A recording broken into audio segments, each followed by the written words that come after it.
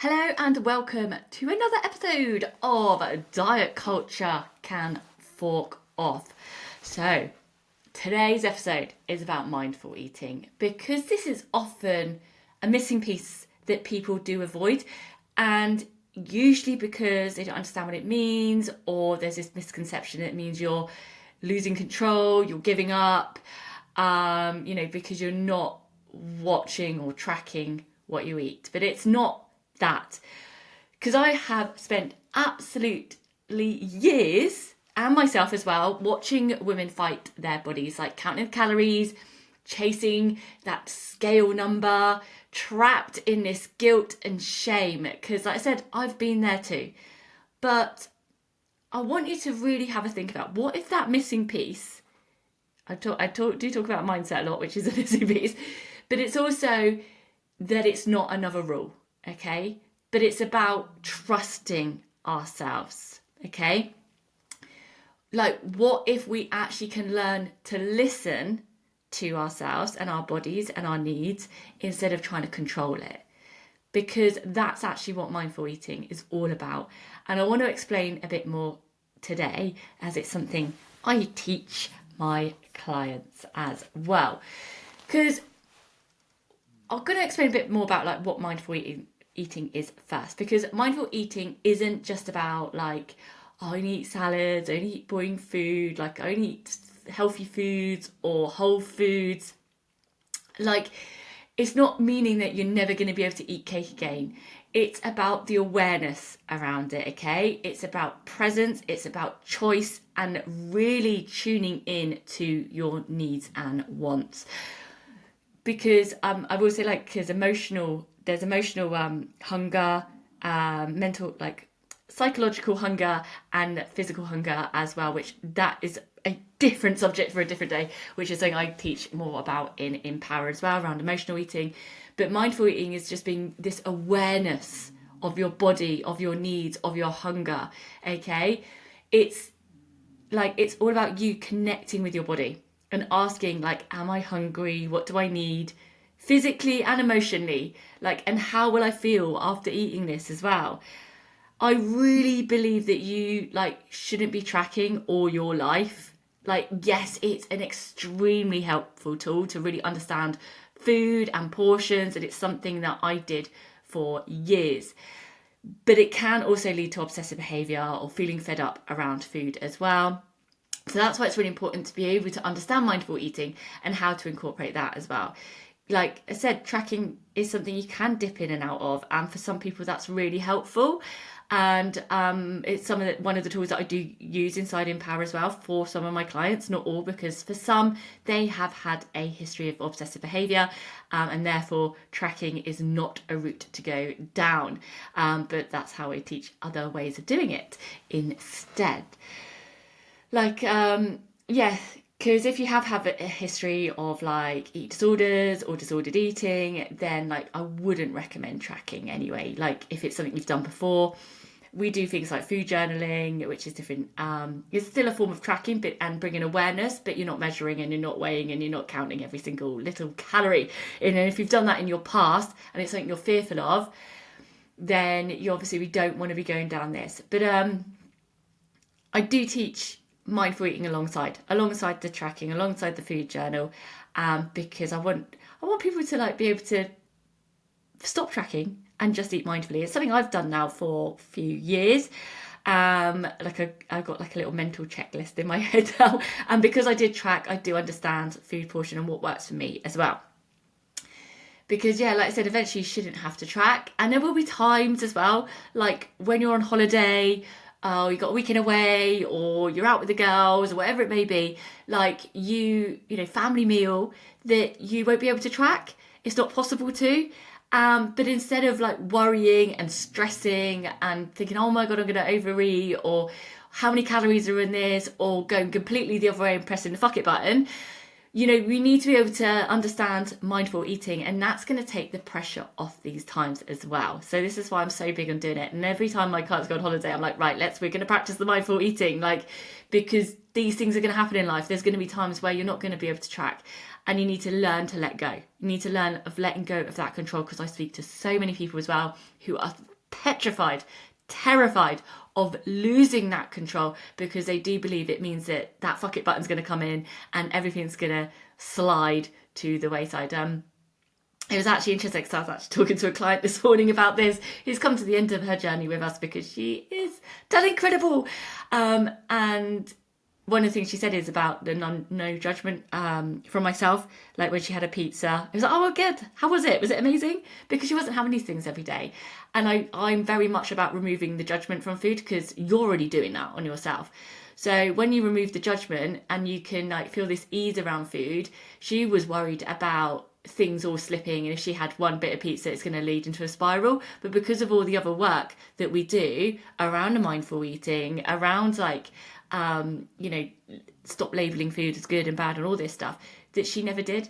And she's absolutely come out finishing with us because she doesn't need me anymore, which is amazing. That means I've done a good job. If people get to that point where she's achieved, she said she looked at her goals that she set 6 months ago, and there's a lot around this food side, and she said they felt like sky, what they call pie in the sky ideas, goals that she didn't think she would ever achieve within a year, and she's done it in 6 months because I have got all the tools here. I'm going to pick myself up. I'm a good coach. So that's why she's done it in 6 months. But also, and she put in this incredible work as well. But like I said, I'm just here to guide. You do the work. That's what counts. So anyway, I go off on a tangent, but I get so excited for talking about this. So you should be able to learn to eat mindfully, and you can do that alongside tracking to start with, and that's absolutely fine. But you shouldn't have to track all your life, and it shouldn't be something that you find obsessive, find controlling. Food should be enjoyed at the same time as well. It's really, really an important skill. Like I said, I haven't tracked for years now, but and I had that fear absolutely of letting go, but here I am. I'm absolutely fine. I'm still the same, still fit in the same clothes, nothing bad happened, the world didn't end, I didn't go into a free-for-all fuck it button over the course of the years that I've been doing it. So I want to tap in now. I know I love to talk about a little bit of the research here as well. So I want to talk about the research around why this matters as well. So the evidence behind it. So a 2025 review found that mindfulness-based interventions can significantly reduce binge eating behaviour. And like I mentioned, I've got a lot of tools around this about the tapping into the emotional side, looking at what emotions are coming up when you're making certain choices around food. We do pause techniques, all that kind of stuff. But like I said, it's all stuff that you need to do it all together. And this is why I say you can't out-diet a bad relationship with food, because you need to look at this side. So you need to look at your emotions, you need to be aware of your body, you need to be aware of your feelings, you need to be aware of the psychological as well as the physical. So another 2025 meta-analysis showed regular mindfulness practices reduce food cravings as well. And that's one of the biggest triggers for impulsive eating. So again, practicing that, it impacts so much of if you're someone that's yo-yo diets, struggles with emotional eating, or stuck in binge restrict cycles, it might seem contradictive to go well, I don't understand, what if I'm not tracking? How do I know what I've eaten? But honestly, it's absolutely key. So there was another 7-week mindful eating program as well as a study, and in that, people lower in emotional and external eating, and a year later those improvements remained as well.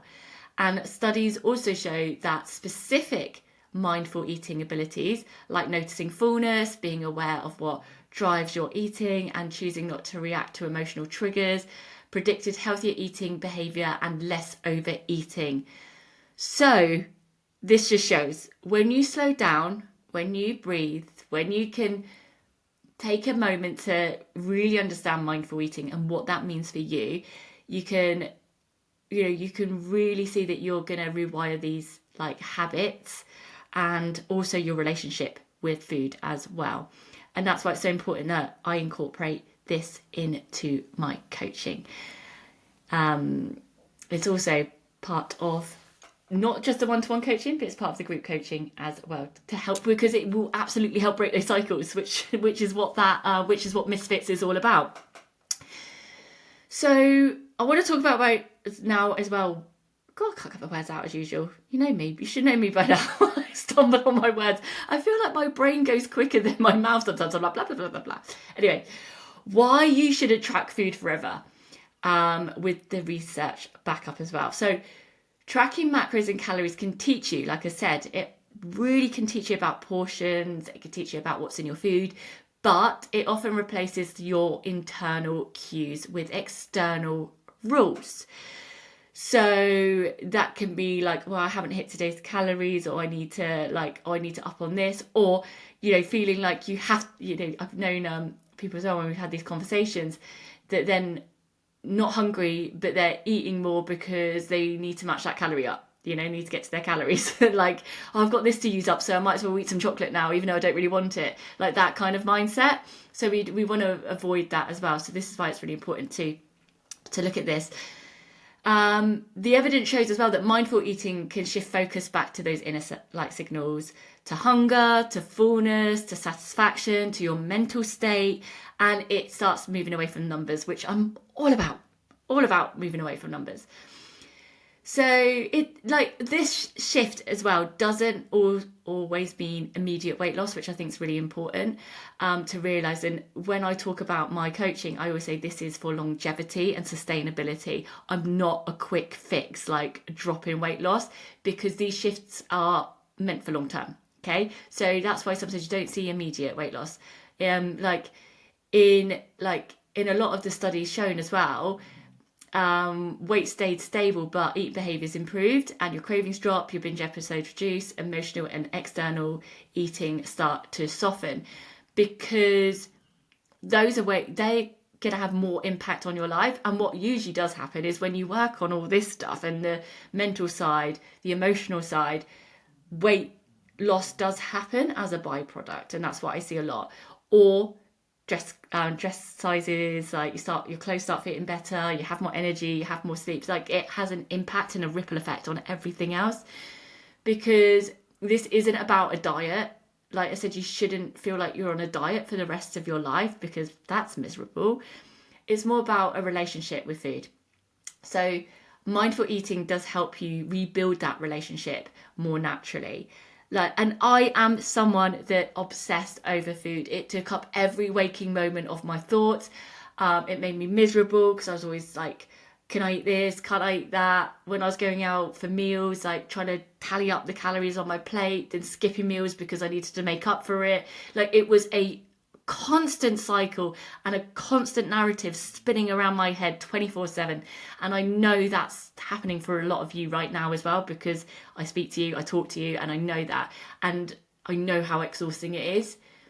So I was someone that I never thought I'd get to this place where that noise is gone, absolutely gone.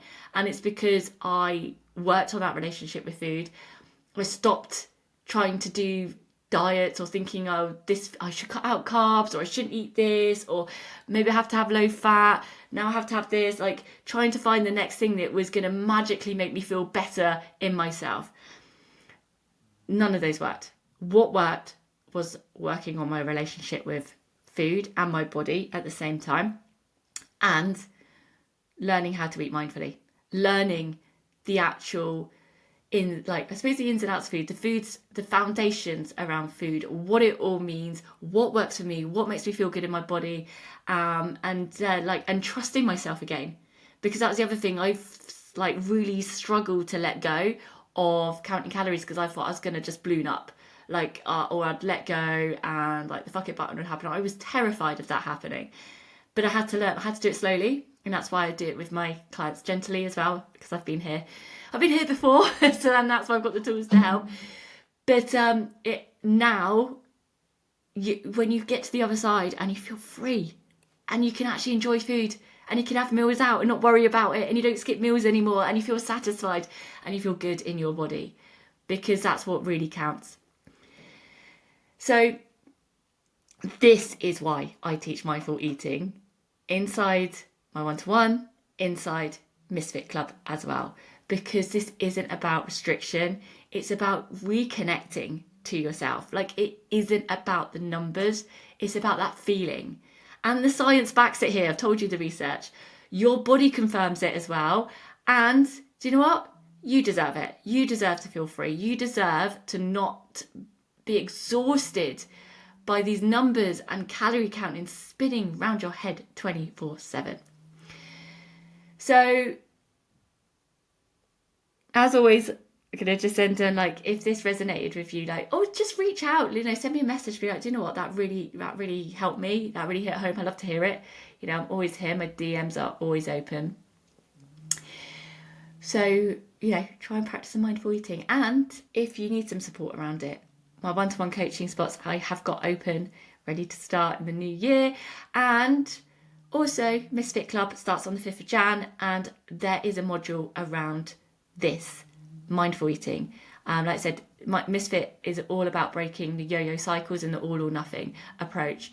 So these tools around emotional eating, mindful eating, what to do when you have meals out, the foundations of nutrition, they're all included in the course, which will help you break that cycle in 6 weeks. So if you want to know more, I'll pop the links below, check them out, and I will see you soon.